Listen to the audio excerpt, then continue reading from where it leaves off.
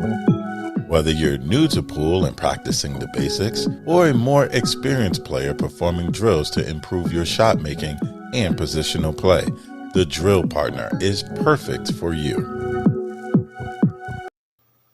Yo, welcome back to a morning edition of Doggin It. I'm Molina Mike, and thanks a lot for you guys for stopping by and hanging out. This is going to be a fun show, man. It's one of my favorite topics on earth to discuss, and we definitely do not get to do it enough. The other night we had Eddie Cohen on. Unfortunately, South Texas doesn't do so well when it comes to bad weather, other than terrible heat. So, internet went out, power went out actually that night. And so we're going to reschedule Eddie for, I think, Wednesday of next week. So, but a part of that deal with Eddie is that he's going to bring on some cues to showcase as well and talk about and kind of look through, see what he's got cooking. Eddie's orders are all, made to order. But I got my man Kevin coming on. He's one of our sponsors and supporters of the show throughout the U.S. Open. And Kevin sells a lot of cues. He's got a lot of great cues available right now that I'm excited to look over and talk about. So it's been a fun morning. It's going to be a busy week leading up to the U.S. Open. I'm going to be gone the next 2 days out in Austin helping Handshoe work on some jump cues. And then I come back and it's going to be full steam ahead. So, crypto. WPA failings is my second best thing to talk about, although I'm trying to take it easy on him, seeing as how it was my man Shane Tyree's birthday just the other day. So hopefully you guys got to check out that final of the Shanghai Masters in snooker. It was on Matchroom Live.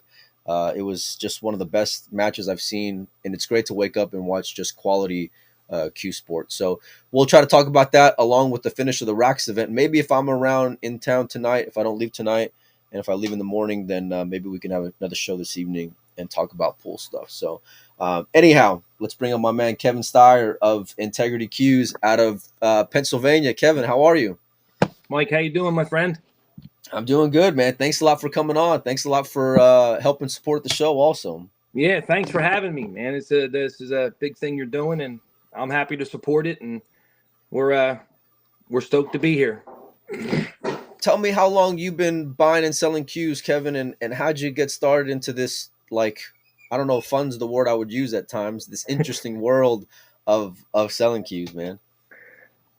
Well, like everybody else, I started playing when I was younger in a local pool room, and I met some friends, and it just kind of evolved from there. I started out as playing in a room on the 9-foot gold crowns. I guess it would be about 1995. I was about 15, 16, hanging at the shopping mall, and just played and joined the APA, and I guess I turned 21, probably 2002, and I started playing, and I was doing what everybody else was doing, working in the pool room in Philadelphia, and one of the best places you could go to play pool was Philadelphia. That was like the hideout for the kids. We were always staying off the streets, and from there it just evolved. I started meeting people and just really enjoying it. I was selling cues on Craigslist. That's what I was doing. Craigslist and flea markets and collecting. Pawn shopping. Yeah, just doing that, man. And I really enjoyed it. And then I just evolved from there. I played and then I opened my own pool room, and I just kept on evolving, trying to find my place. That was more or less how it happened. I really, and that's how I got here. I wanted to do something for the industry. I have a full-time job, so playing and traveling is not really something that I do often, except for shows like the U.S. Open and the Billiard Expo. So, I got started there, and it just took off from there. And just recently, I launched the brand. I wanted the brand. I started doing some cues. I got some great opportunities from some great people, some great friends of mine. Had a lot of help along the way, and I decided I was going to go full tilt, and I branded it. And then that, it was like a rocket ship. Talk to me about the name, because the name kind of speaks for itself, but it's not a standard that's held up a lot in the online sales when it comes to the pool world, especially lately. I don't know what's going on. It seems like in the last maybe 6 months to a year. I don't do a whole lot of selling in groups as of late because I've been able to do a lot more private selling, but it seems like every time I look around, there's just more and more scammers these days online than like ever before, man. I mean, it's unbelievable. Well, the funny thing is they've always been around. They've just been really good at hiding themselves. Yeah. And for me, That was my motivation, because I loved cues, I loved selling, and I had a lot of mentors in the business. You know, you know, people helped me along the way, and really told me how to really make an impact. And everybody shied away from the personal sales, the selling. You know, there was a time when, you know, even before I got into this, when I was probably, you know, a toddler, you'd have a sheet mailed to your house with available cues. You know what I mean? And you'd Really? mail a check. And so there was a Super Billiard Expo. I guess Alan's doing 30 years now, and you know, but there wasn't really much to do. And there's a personal touch to this business, and it's Of course. Yeah. there. That's what you know, when I purchase something, I don't want to go to, you know, an online dealership and buy a car. You know, I want to have the personal touch, and I wanted to offer that to people. And I think that's what's missing in this industry is the people, you know, and the intimacy of the market too. That's another thing that people forget. You know, there was only a few people doing it at the time, and you know, those guys, you know, they paved the path for us to come along and do it. And then everything got automated, and then that opens up the doors for some of the people who, you know, you don't want to deal with, and you know, you can lose your money. And yeah, Lord so knows I know that. I thought to myself, you know, this is the exact thought. You know, I thought, man, if these guys can do it and they can steal off people and be successful, why can't I do it the right way? You know, I can be successful and just do it the right way. And that's what I wanted to do. I wanted to be able to do it the way I would want to have somebody help me purchase a cue. It's a long-standing philosophy, right? Treat others as you'd want to be treated, right? Exactly. You know what I mean? And that's part of what I do. You know what I mean? I want that personal touch. You know what I mean? Some of my stuff's obviously, we're all automated in some way, you know, I mean, but I want the phone call. I want the guy to come look at what he's buying for the most part. If available, you know, there's sometimes it's not available, you know, if they're in a last Right. order. But the personal touch is what's missing. And that's what people like about me. And that's I like to offer that. I want to know you. I want to know what you want. And like I said, the other thing is the intimacy of the business. So, you know, other trades and other sales areas, you know, cars and stuff, they're more of a volume selling industry, where I'm not. You know, if you had an AQ when you were 17 and you sold it because you wanted to go to college or buy a car, you know, I want to help you find something like it or something. Like I want to be that, you know, that person. You know, you always want to be the go-to guy. Yeah. And that's what drives me, because when I want to collect cues, I go to the sources and I want to look at them. So, and just being a big part of the pool world too. So that was where the name came from. I just wanted to do it the right way. You know, so many guys were doing it wrong. And I wanted to do it the right way. And that's how I felt. It's funny you bring up like that kid who went to school and had to sell his cue to like pay bills, because I remember the very first cue that I got was that I got to flip was a Mucci original Gambler, the spade, right? Nice cue. And it needed some work. And I never realized how good those original dot shafts played until I got one.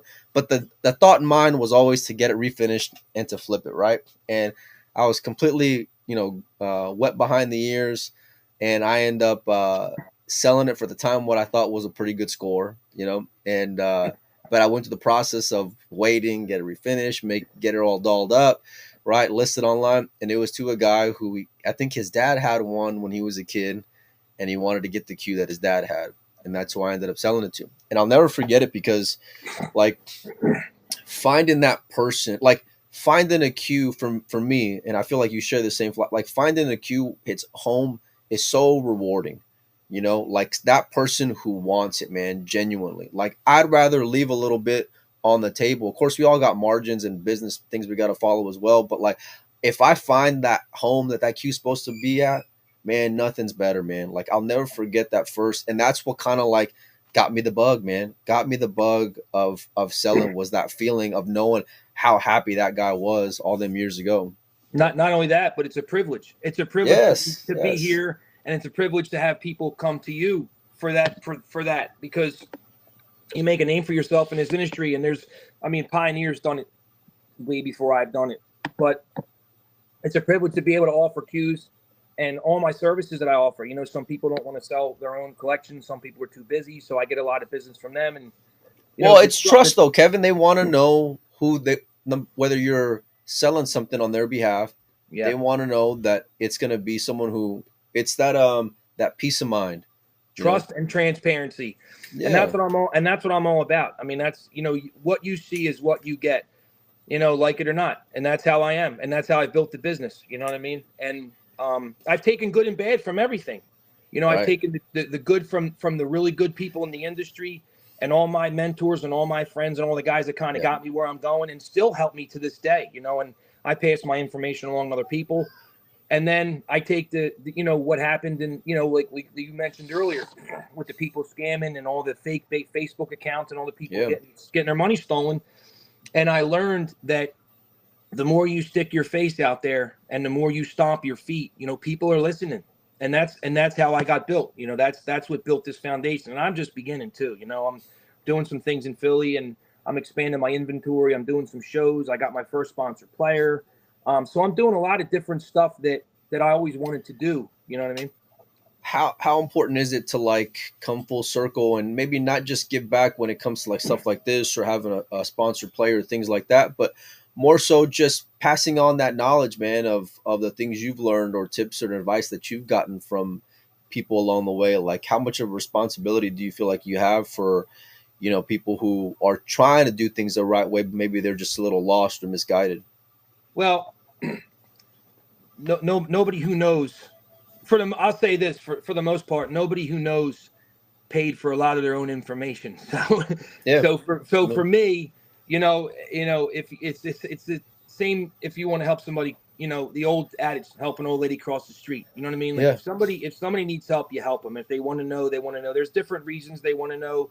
There's different angles, you know, but for the most part, everyone's got to pay their dues too. You know, I get that. Yeah, for sure. You know, we all cut our teeth learning the difficult way, right? We learn lessons in a very not so fun way, an easy way at times. That's for sure. Doing this, but most of us are cutting our teeth in a fantastic time when we're all in it. You know, those guys did it then. We're doing it now. You're doing the podcast, and I got a lot of companies I'm working with doing different things and promotional stuff in Philadelphia. So everybody's expanding and growing the sport. Like I said yesterday, we had a 65 woman tournament. I'm sponsoring that tournament in Philadelphia. I mean, 65 female players was fantastic. Some of the top in the country.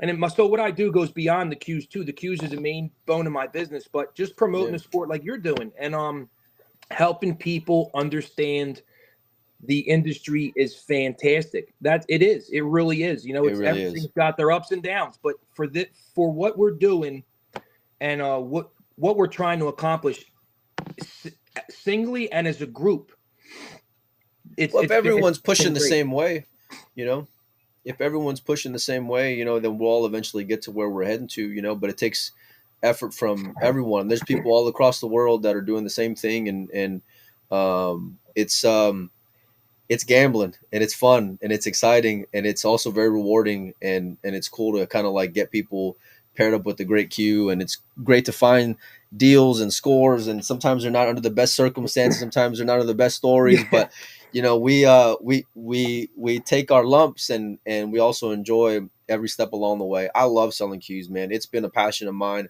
You know, like I said the other day, I got a dealer case full of them, usually on a regular. And the great thing about the industry is that there's a lot of great people where, hey, listen, man, if I don't got it, I usually know somebody who can, you know, and I got no problem throwing the other guy the bone because, you know, we're all in it together. That's the other thing. And it all comes full circle. It comes back around. I'm a firm believer in it. Yeah, I'm not really too competitive, you know, and that's one of the other things that I'm big on.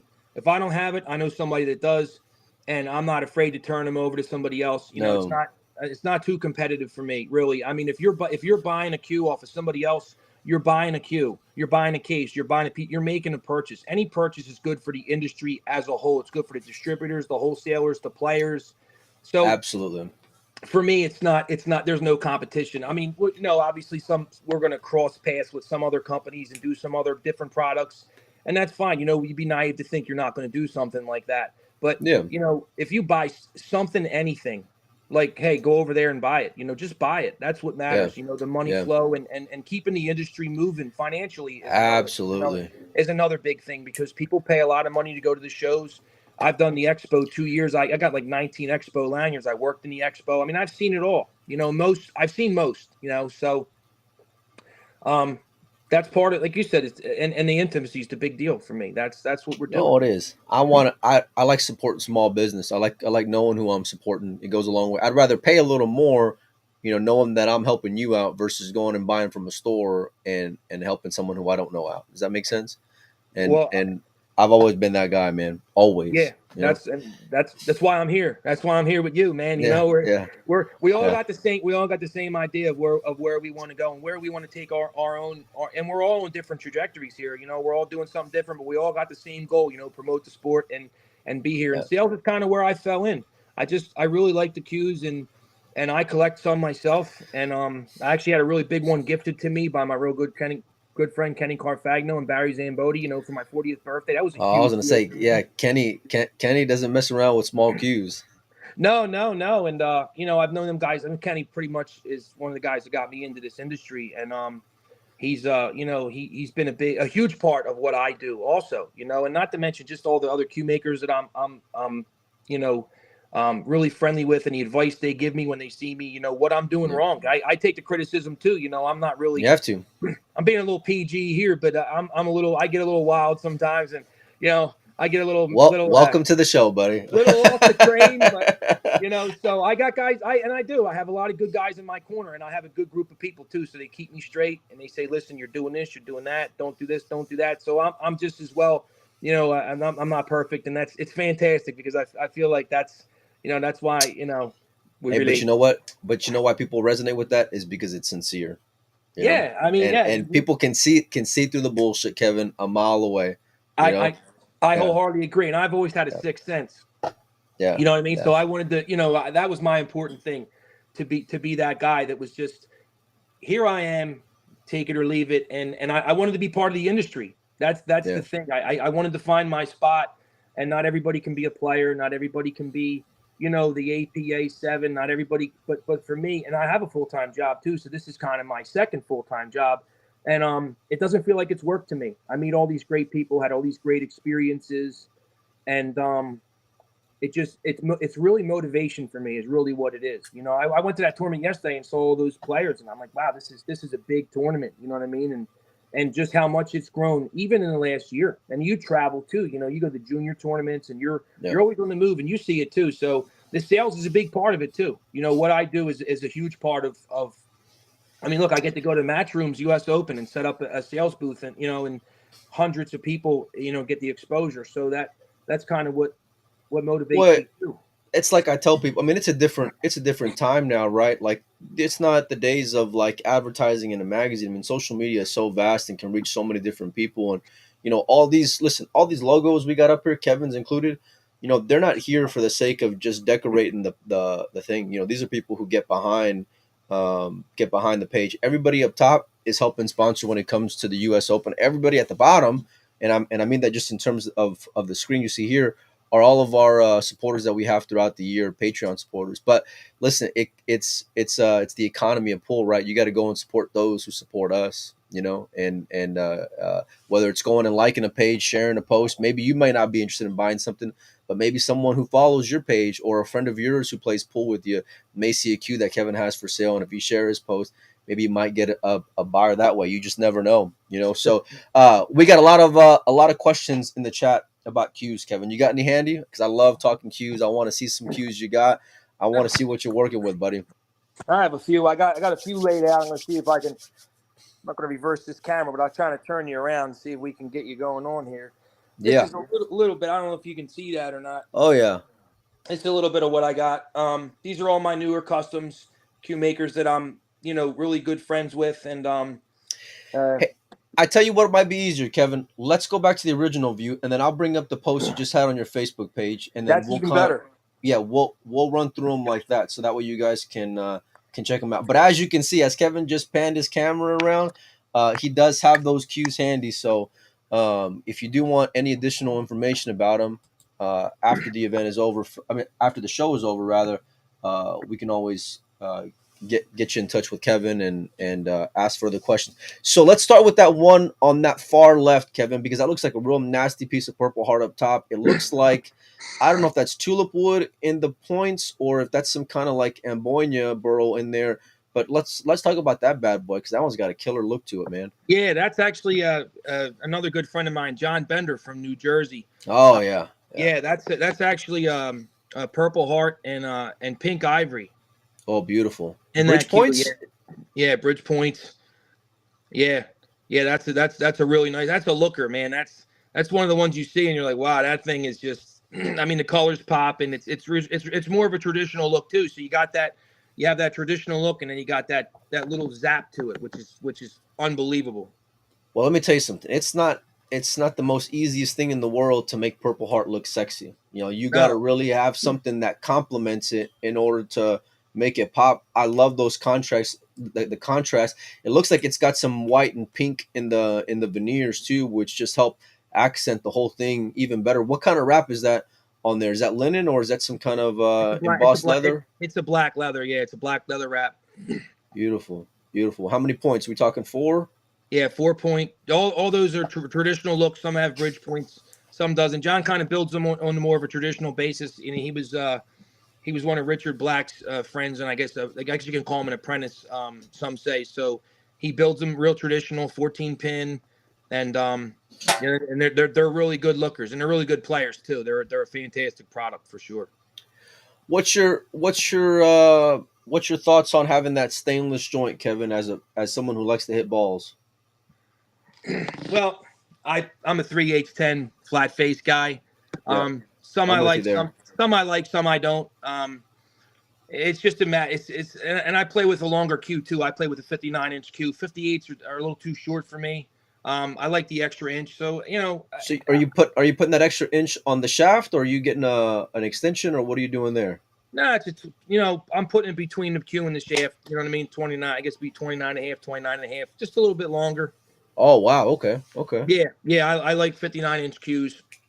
Oh, so I'm sure cue makers love you. Yeah, well, because everybody who knows, cue makers have their shop set up in a very specific way for specific length. So like when you ask for something a little off the wall like that, everything's got to shift, and that's why they don't like doing it.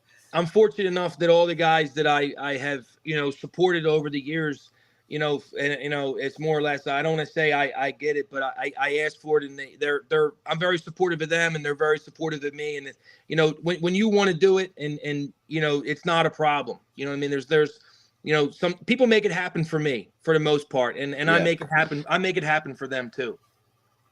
Let's take a look at some of these Titleist inspired cues you got to the right of that Purple Heart nose one. Let's run through those bad boys. Yeah, well, the first 3 they're also brand new John Bender cues, linen wraps. Like I said, 4 points, couple veneers, traditional look. Some will have solid butts. Some will have a black butt cap on them, give them a little more of a sleek look. All 14 pins. One of them's I think one's an Alferon joint. And then so that's probably going to be the 4th one from the left. Is that right? Yeah, fourth one from the left. And then going across, there's 2 cues from another very good friend of mine. Kind of does, we work a little bit together here and there. Is that Lister? That's Bill Lister, yeah.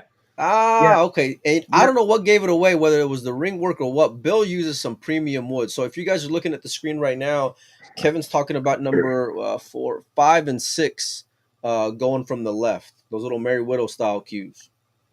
Yeah, those are fantastic players. Bill's been around quite a few years, so we're fortunate enough to have a few of his cues in the inventory. And then next to how do they hit, Kevin? Because he's been one of the cue makers. Because Bill was a dealer, and I think he still is, consignment, all kinds of stuff. But I've never been able to hit with one of his cues, and I've always wanted to once he started building. I'm a fan. I mean, he built me a personal one, a 59-incher, and I met him in online. I talked to him, and I met him in 2016. And I say, man, listen, I'll throw. If you're going to start building, I'll take one. And man, I'll tell you what, it's one of the best players in my arsenal. It really is. The fit, the finish, the hit, it's good. And I tell him all the time. I said, man, so if everybody can get one, you get one in your hands. I mean, there's so many great players out there, but that one there, for the up and comer and the guy who's just getting into it, and a guy who's willing to learn too. Look, let me tell you something. That number 6, I want to see a picture of that bad boy when we get done because it looks like it's got some real nasty bird's eye in there. The picture's a little hard to tell here on the screen, but I can Yeah. imagine that when you get some personal pictures of it, that thing looks like it's loaded, especially on that butt sleeve. Yeah, there's some on my Facebook page too. Most of these cues are on my Facebook page too, facebook.com/integrity cues. My website just launched. We're kind of in the middle of adding some prices to it and adding some more options to it. So Yeah, we got a guy on here that I guess found the website, and his question is, why is it on the website where it says call for price on there, Kevin? Maybe you can give us some insight there. well, it took me a few months to get the site built. I'm so busy. And then what happened was I want to add a couple payment options to it.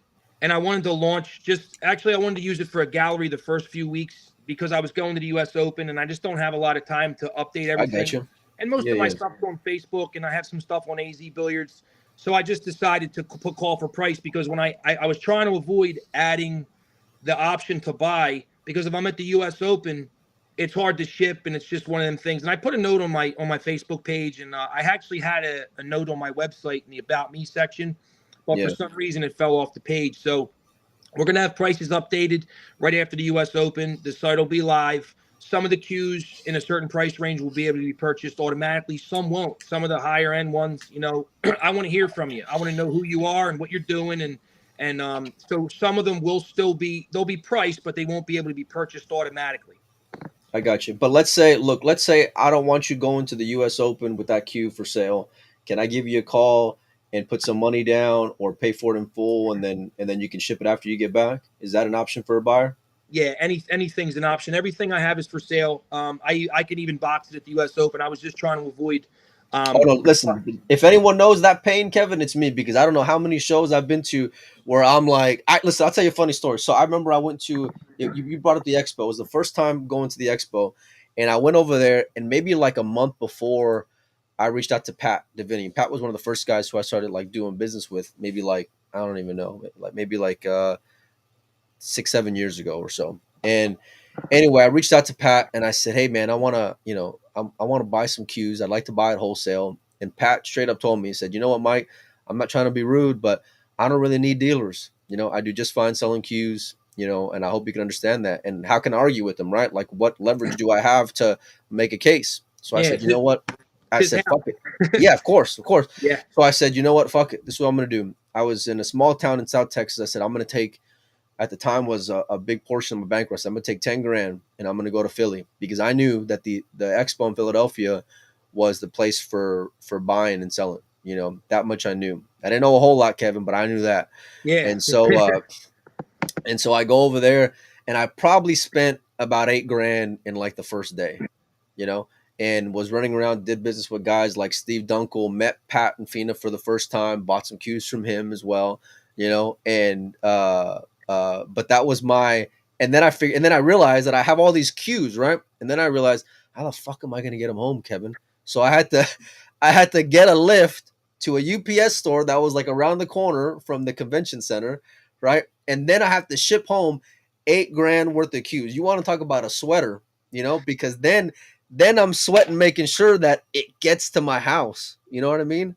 And it was horrible. I feel your pain, and shipping's important for me too. That's one of my big things, and I don't want to wait. I want to get it out. So everybody that's listening, the site's going to be live right after the U.S. Open. I'll be in the U.S. Open with you, Mike, for the week. I'll be going from the 25th to the 30th. I guess the sales will slow down a little bit, and then once I get back, I got my computer. The guy that built my site from scratch, we'll get everything updated. We'll have it rocking and rolling. And there'll be prices listed. And so like I said, I wanted to launch it September 1st because I wanted everybody to see what I'm going to have at the US Open because I have a lot of people coming to the booth too.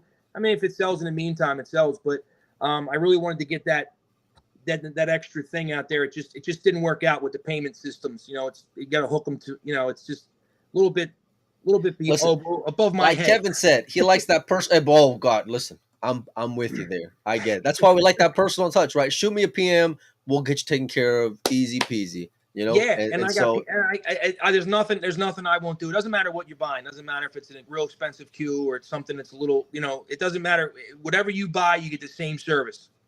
he'll work with you. All right, let's take a look at number. Let's see, 4, 5. Let's take a look at 7 and 8 because those two look real similar, rocking from the left, Kevin. Yeah, those are built by a shop in Pennsylvania, a small one-man shop, Carl Giuli Custom Cues.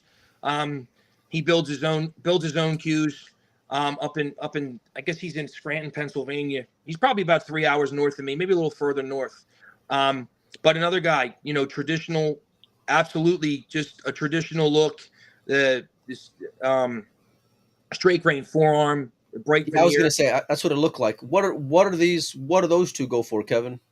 They're priced at $9.95 each. They got acrylic back ends in them, linen wraps. Okay. They're more of a, they're just your overly basic player, but they're really nice. The But three they eight. got some nice touches though with those veneers and the points. They got they got some flair to them too.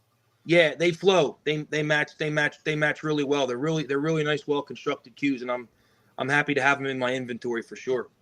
All right, let's talk about that bad boy next to those with the right next to the tulip wood one. It looks like it's got some white points. It looks like they from the picture, it looks like it might have some blue veneers. Tell me more about that one. Well, those three in a row. So the next three are all Okay. Jim Pierce cues. We all know Jim Pierce. Oh yeah. You know, Oh yeah. Jim Pierce is known Jim a long time, and there's a few guys that are all for his product in their inventory, and I'm one of them.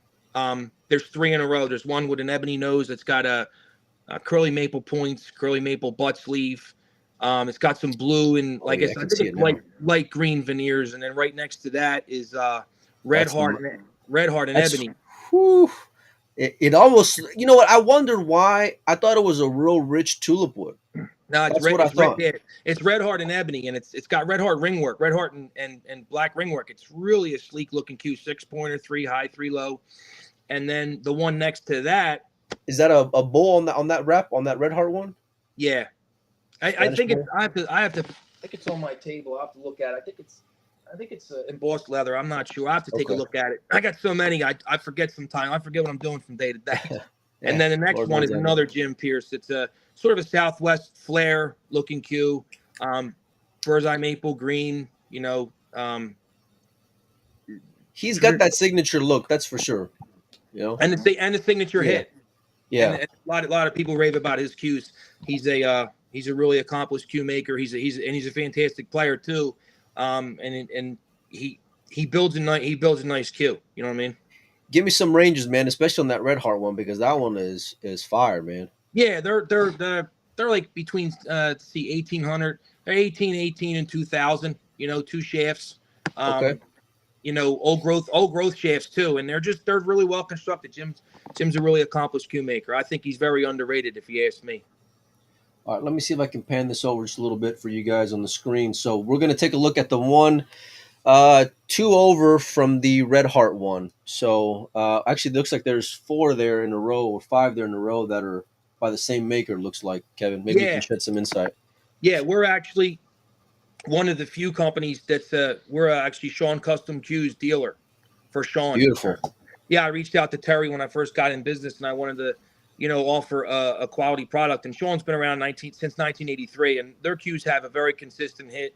Right. And so that was something I wanted to offer. I wanted to offer, I want to say, the best of the best. And I think Sean is one of the best companies on the market, and I think they've always been. Some of the best players in, the best cues you could touch for years were Sean cues. They just had that hit. So I reached out to them, and they graciously accepted. They're like, hey, the more the merrier. So there's 5 of them there, and I stock most of those, about 30 or 40 at one time. They're one of my bigger products that I stock in my inventory. Well, people just trust the name, and the consistency and the quality of it. It's like ingrained in the fabric of the pool world because they've been around for so long. Not only that, but you're not around since 1983 for no reason. So Of course. there's something to be said about that. You stood the test of time, is what I call it. It's one of the sayings I use. That's it's not a fly by night operation. So you guys can let's see. I imagine all those got very varied prices on those. Let's take a look at those ones who are kind of separated by themselves here in the middle, Kevin. Yeah, those I put together. They're the I call them. I guess you would call them the Mount Rushmore. Some people would. Most people would, I guess. The 2 on the left in that group of 4 are Gus Bodie cues. Oh Jesus! Yeah, they're fantastic. There's 2 there, and then right to the right of that, there's 2 original George Balbushka cues. Jesus, And Kevin. they are just that those four right there. You know, they're the real deal. They've been collected for many years, and they're some of the best names, you know, in the business. I mean, one of the I guess you put them in the top 5. You know, Yeah, you have to, I think you said it best. You know, the Mount Rushmore of builders and of cues. You know, they would be a pinnacle on anyone's collection. You know, yeah, the Mount cues like that. Rushmore for cues is not really that small. People ask me all the time who my favorites are, and everybody's got their own opinion. I think you have to have a Mount Rushmore of like 30. You know, Yeah. 25, 30. You know, if you're, you know, depending on who you are. Those are some beauties there, Kevin. I'm not even going to ask because we'll keep that business to yourself. You guys can PM Kevin if you'd like to know the numbers on those, but be making sure that you got enough for it. I'll put it like that because those are some heavy hitters there. Let's take a look at those ones right to the right of those, Kevin. Let's start with these 3 Merry Widows you got up there. Yeah, they're some of my pre-owned inventory.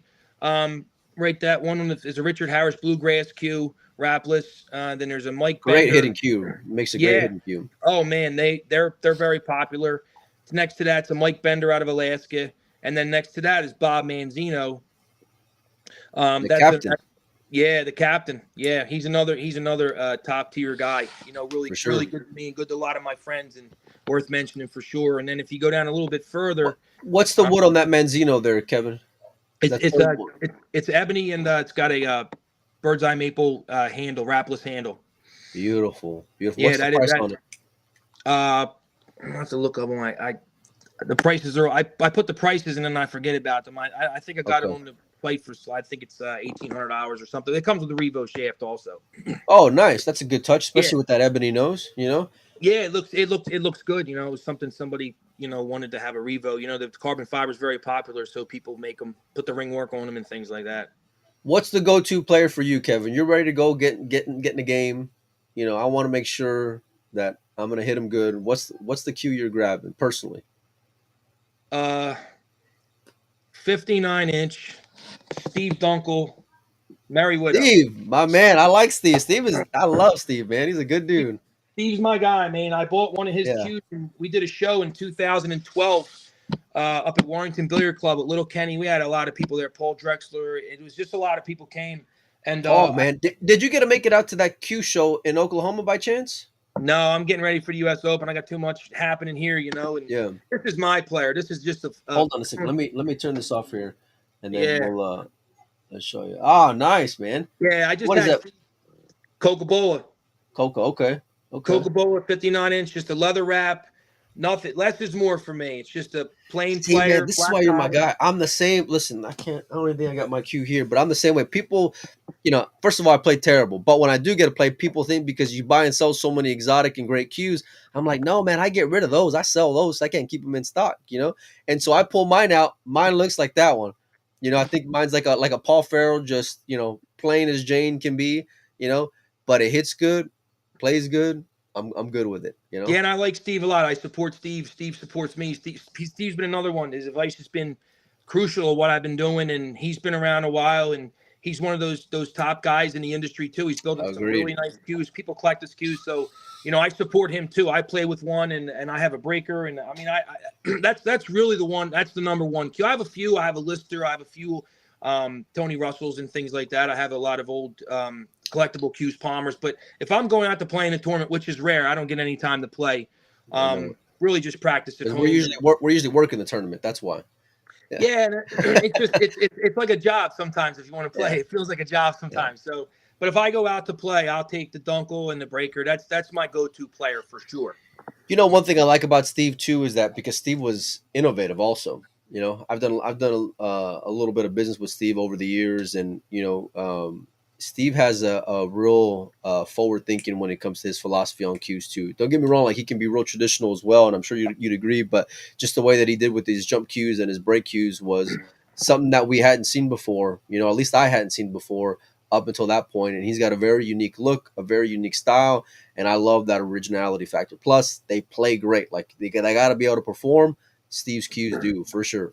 Yeah, I've had so many cues in my hands over the many couple years. I think my first cue was, I think it was a Ricky Felipe out of Maryland. I think I bought it at the pool room I worked. I think I bought it from Kenny Carfagno, actually. I was probably, I don't know, 17 or something, 16, just finding my way around what I was going to do. And I've had many cues. And I'll tell you, if I had, I don't know, 50 of them against the wall, I pick the one I'm playing with. It's the one I'm most comfortable with. And like I said, I don't play much. I play okay, and I wish I could play more, but that's the one I'd pick for sure. Absolutely. I like it, man. Let's keep on cruising along here. Let's start with the ones to the right of those three Merry Widows that we just talked about. Let me see if I can pan these over just a little bit. Right, so right to the right of these three right next to the Manzino. Yeah, well, those two there, they're two Bob Rundy cues. Obviously, we know Bob. Everybody knows Bob. Most people know that Bob worked at Sean for many, many years. And to the right of that is the Dunkel cue, one of Steve's cues, one of his more, I'd say fancier designs. He's kind of stepped out of traditional, has that real long butt sleeve with those inlays in it. Hold on, which one are you talking about, Kevin? The one on the end, the one is, so you go to the wrapless one, and then there's two there. There's two Bob Rundy cues, and the very last one with the leather wrap before you get so with that longer butt sleeve, that's the one you're talking about. Yeah, that's also a Dunkel custom cue. Yeah, and it's got one of his performance shafts with it. Two of his performance shafts actually. 12.5 LD. Plays fantastic. That's also in my pre-owned inventory too, and they're almost hard to find on the secondary market. There's nobody sells them. I mean, Steve's cues don't come up for so. I agree, and that's not Kevin's not blowing smoke up your ass either. Steve's cues don't come up for sale very often. I'd agree with that. What's the number on it, Kevin? That one's, I think it's 2,200. I got on that one. Yeah, that's a 6 2 shafts. 2 shafts loaded with inlays. Yeah, it's one of Steve's traditional, and it's the 3/8-10 flat face too. So it's one of those players. It's just that's what you want. If you're into the 12.5 and you're into the low deflection, which most people are now, that's what you want. And like I said, every cue I've had of Steve's has been fantastic. So that's one I took in the inventory too. It looks like to the right of those you got 4 Muchis there. Yeah, I think I have probably, I don't know, one of the biggest Mucci original selections in probably in any inventory now, except for the real collectors that aren't selling. I took on a collection. Oh, listen, there's a guy. I know a few guys that they ain't budging. It don't matter. They want, especially. I don't know what it is about Mucci original collectors, man. Those guys, especially. I mean, they play.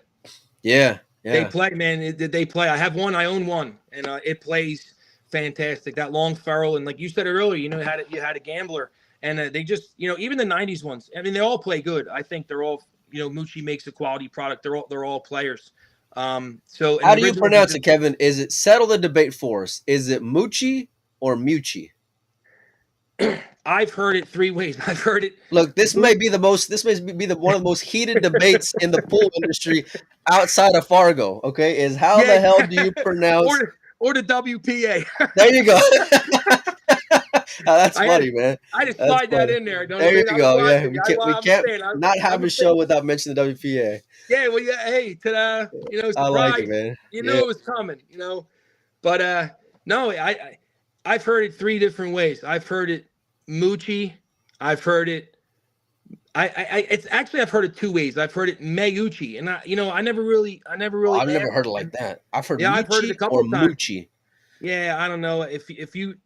I think if you say it into Siri, it's Moochie, and I think that's probably close. I don't know, but I've heard people say Meucci a few times. I don't remember exactly, but I think it was Lori John. I think I saw her at a couple of events, and I think she pronounces it Meucci. It may be Meucci with the E. I'm not sure.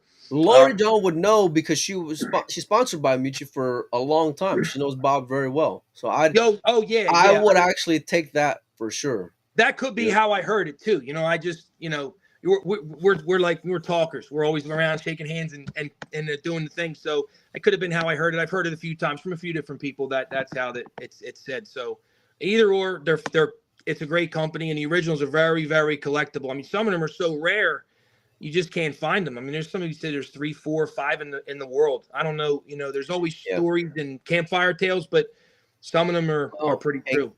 Guys want to finish their series, right? They don't want to just collect originals. They want to. I know guys who want to collect the originals in every single series, and I know some. Hard.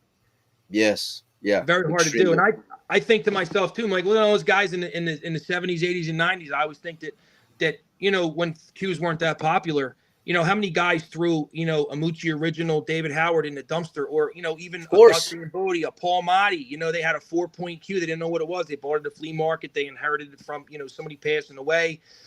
Closet queens. The industry's so big with that stuff. They just say, hey, this cue's broken, throw it in the trash. That's one missing. It's like the coins. They melt down the coins, and it's the same thing.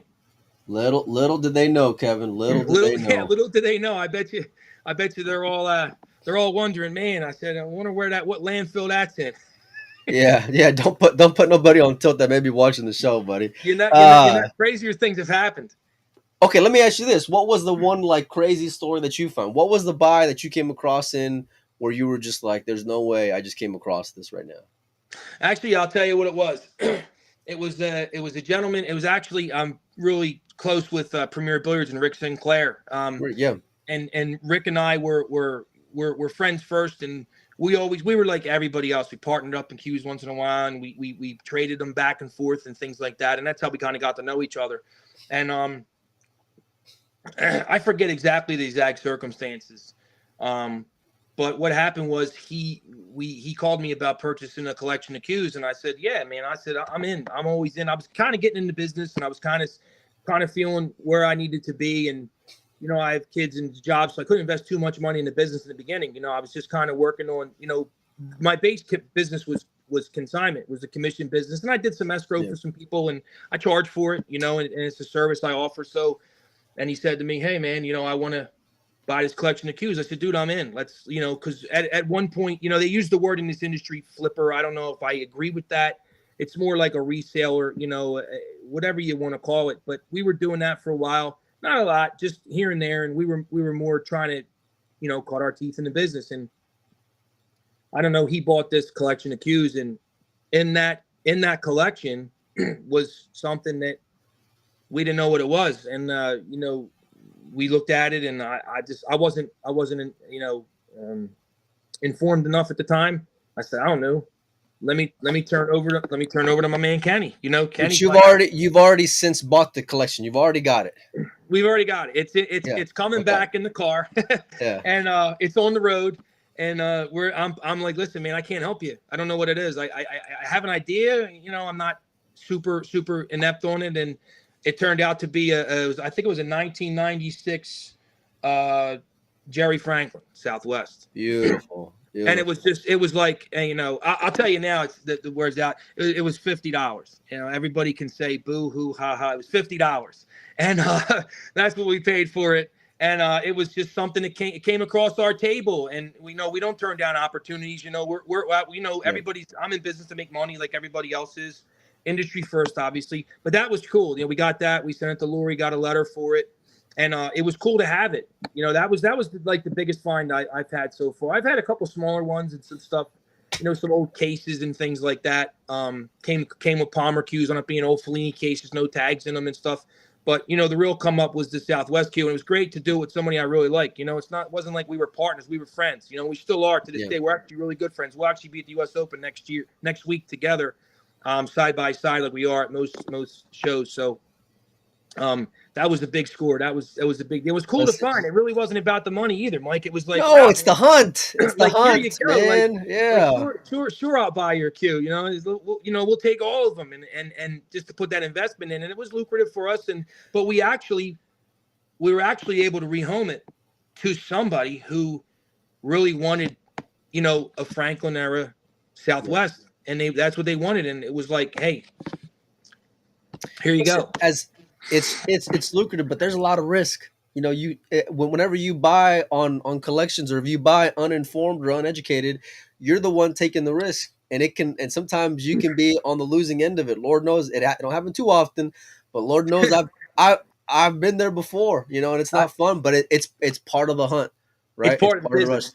It's part of the industry too. UPS loses boxes, and I've made some bad purchases too. I've done it, many a times. I've shipped some stuff lackadaisically, and I wound up making a few mistakes. But I've been lucky enough, Mike, too, to have a good circle of people Yeah. You know, so I'm fortunate. Some people are on their own, and I have guys that I can go to and say, hey, listen, before I go, dive off this cliff, do I have a parachute? And that's a big thing for me. That's how and that's when we were talking about earlier about passing on the information. When somebody helps me, I help them as much as I can. And all my group is family, and they've helped me get No, here. that's great because there's guys who, you would do the same for them, and they know that. I would, and that's where the name came from. Like you were talking about in the beginning of the show, Integrity Cues. I'm here. I'm here to make an impact. I don't want to be the biggest. I just want to be the best. I want to be part of the industry, and I'm happy to be here. And that's kind of where it begins and ends for me. I'm here. I'm here Hold for on, everybody. before we end, I want to finish off these cues that we got here, Sure Kevin. I thing, want to talk brother. about these 5 that we got here at the end. Oh no, actually, we didn't get to talk to those 3 next to the Mucci. So let's talk about those for a second. Well, those 3 are Hall of Fame cue maker Bill Schick. They're Beautiful. pre-owned. Bill Schick, yeah, one's a 4-pointer. Came out of a collection in the local to me. Very good friend of mine. One shaft's on chalk, one shaft's played very lightly. It's almost a time capsule cue. And next to that's a real, I think it's a dark stained. I think it's a bird's eye maple forearm. It's a 6-pointer. It's got the fancy inlays in the back end of it. And then next to that is the 1980 Bill Schick Titleist conversion. Beautiful cues. Yeah, that's an old Titleist, and he built that in 1980. It's marked on the butt sleeve. I think it says Schick 1980 on it. And they're just. What's the ranges on those, Kevin? Because those look like some beautiful cues there, man. Yeah, the Titleist is about I think I was 3,400, and the two I think one's 54 and one's 5,900, and they're they're in fantastic. I would guess the far left one is 59, and then the middle one is 54. Yeah. And the one on the far left is it's a time capsule. If you look at it from 5 feet away, it looks brand new. It's been in an It's George case for 30 years. And that's the other thing too, the provenance of what we're doing. If somebody tells you that's what it is, that's what it is. There's comfort in buying that. Oh, well, I was gonna ask you about that, and I'll save it for the end. But let's just finish up, and then I'll ask you. Sure. Let's talk about those 5 at the end there.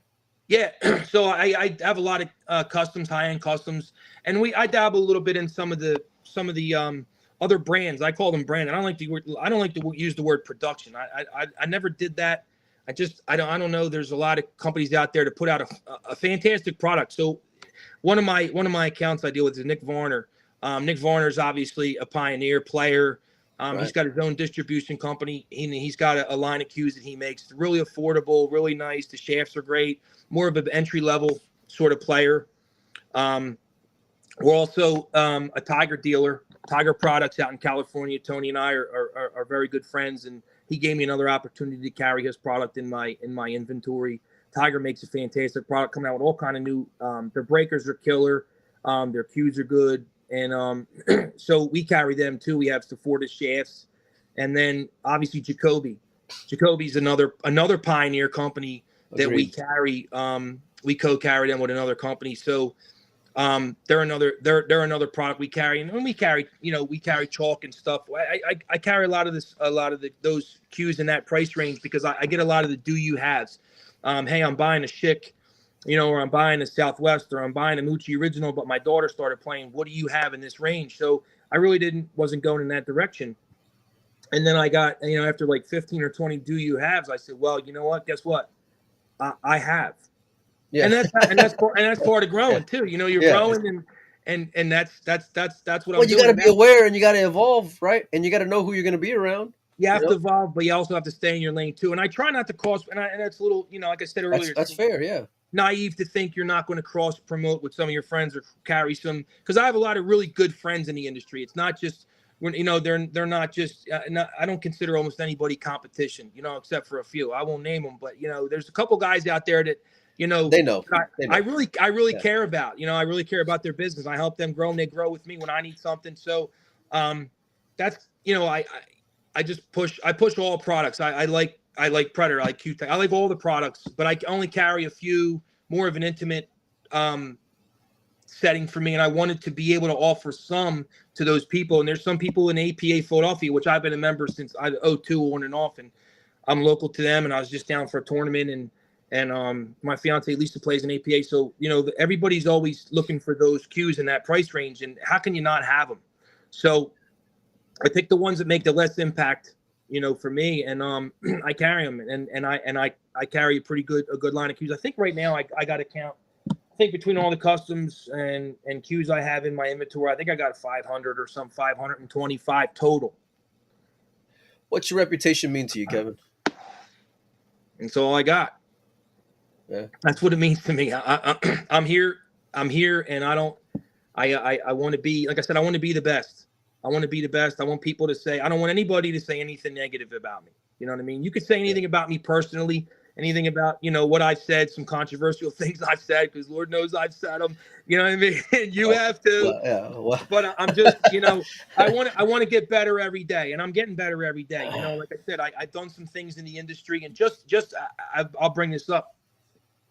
Just wanting to move into the sponsorship aspect of it, and I was kind of going in the right direction, and the player I sponsor now, Rachel Walters, even meeting her and working with her and trying to see the other side of pool, the female side of pool, and the struggles and just different aspects of tournaments, and it was kind of opened my eyes, and I grew from that, and I grew from the companies I've been promoting, and grew from other cue makers. So I'm constantly evolving, constantly growing, and I'm getting better every day. And like I said, I just got started. I've been doing it. I think I've been around the table for, I don't know, I'd say since I was 13, so 28 years.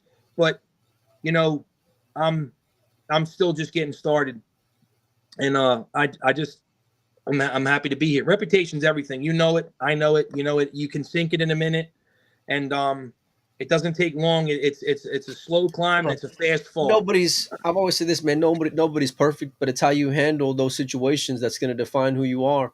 Absolutely. I've had cues get lost in the mail, and you know what I did? I paid up for it, or I made up for it to save my reputation, because it was everything to me. And it's part of it, right? We do whatever we got to do for it. And you want to stay. I'm here to stay. I'm not here temporarily. It's home. It's home. It is. It's always felt like home. It's never felt like a job. And everybody's welcomed me. All the cue makers, all the support. I get constant messages. Thanks a lot for what you're doing. Sometimes people just send me a message, hey, thanks for what you're doing. And listen, I'm not looking for, those messages are great. I don't do it to stand on the rock and beat the chest like Tarzan. I don't do it. A lot of guys say, hey, you're doing it for this. I'm doing it because it's the right thing to do, and Lord knows everybody on this podcast, and anybody who's been doing this, we've all done wrong things, but you got to do the right thing. And as you get older and you mature and you walk through life, you find out that that's really the only way to do it. And that's what I want to be part of. I want to be one of the talked about, like the older generation who's kind of got out of sales or retired. And I want them to say, hey, that guy was a good guy. That guy helped me out. That guy helped me do something. And you go to my Facebook page, get the reviews, and there's nothing really realistically I won't do for any customer. You know what I mean? And it's a big thing for me, because that's how I want it for me. Well, that's why you built the reputation you did, and you have. And I know you're not where you want to be at, but it's great to see you, progress. And you're one of the few guys who's been welcoming to me. A lot of guys, and I'm not going to mention any names, but there's a lot of guys who online who, they either get I don't want to say intimidated by someone coming and selling stuff, or maybe just, they want to watch you fall, or, there's shitheads in the industry too, but there's a lot of good guys too. There's a lot of good guys as well. I've seen a lot of them, but luckily, once in a while you got to pee on that tree, and they stay away from me. It's okay. You know what I mean? I'm not here. I'm not here. Listen, we got enough shit on our plates where we don't got time to worry about anybody else, right? We're just, we put our nose down, we get to work, and we work hard at what we do. I'm working hard. Every day. I'm in my house every day, and I got a lot of support too. I got friends. I got my fiance shipping cues for me once in a while if I can't drop them all working late, So, but I don't pay attention to them guys. I'm happy they're here. I'm hoping they're doing well. I wish everybody well. I'm like, I hope they all, prosper. I hope they can all do what I'm doing and move the industry along. You know what I mean? Because they're important too. And I like when the bad guys do it too. I don't like to see people lose money, but when the bad guys do it the wrong way, it makes me look so much better, and it makes me more valuable. And that's what I really want to do. I'm just want to be part of the industry, and I just want to, get everybody in the right direction. And I think we're on the track, Kevin, I appreciate your support for helping out throughout the U.S. Open. I can't wait to see you over there, which we'll see more of the cues whenever I get over there. I fly out, I think, next Saturday. So as soon as we get there, we'll say hello and we'll see the cues in person, and I'm hoping a lot more. Yeah, I can't thank you enough, man, for everything. And listen, before we get out of here, let Sure. everybody know how they can get a hold of you. Well, there's a couple ways. Most of my inventory's on my website. Some's not. Facebook.com/integritycues is probably the best way to get a hold of me. There's a message chat on there. I use that quite often. My phone number's actually on my website. It's on my Facebook page. They can send me a private message. They can send me, carrier pigeon, snail mail, whatever they want to do. Smoke signal, you name it. He takes Bat signal. They can call me. I don't speak any other language but English. I'm not very good at that either. So they can get a hold of me. But I'm easily accessible, and they can come see me at the U.S. Open, and anybody's free to send me a message. I try to get back as fast as I can. Obviously, got a lot going on, but I try to answer everybody within an hour or two, and yeah. So anybody that wants to get a hold of me can get a hold of me anytime they want, for the most part, and I'm here. I'm here with you, and I will see you next week at the U.S. Open. If Kevin doesn't got it, he knows somebody who does. So make sure and hit him up if you guys are looking for something. Kevin, I appreciate you for stopping by. Yeah. And thanks a lot for being flexible, because we were supposed to be on 10 or so, 15 minutes so earlier than what we were. But luckily you were able to hang out and stick around for us, and I greatly appreciate it, my man. Well, I appreciate you having me, man. And, keep doing what you're doing, man. You got a lot of supporters out there. They just gave you a shout out on the PA Pro-Am this morning. They were talking about me coming on the podcast, and they said, hey, when Mike's doing this Doggin It podcast and this Windows Open. And so, you got a shout out up here too in Philly. And hopefully, I'm hoping at one point you can, travel up here and cover one of our tournaments, this PA Pro-Am in Philadelphia. It'd be fantastic to have you for a couple of days, and, we'll work something out for sure. Let me know, man. Let's coordinate it. I'm in. Count me in. Absolutely. Mike, thanks very much for everything. Hey, man, we'll talk to you guys soon. Thanks, everybody, for stopping by. And, maybe we'll see y'all later tonight.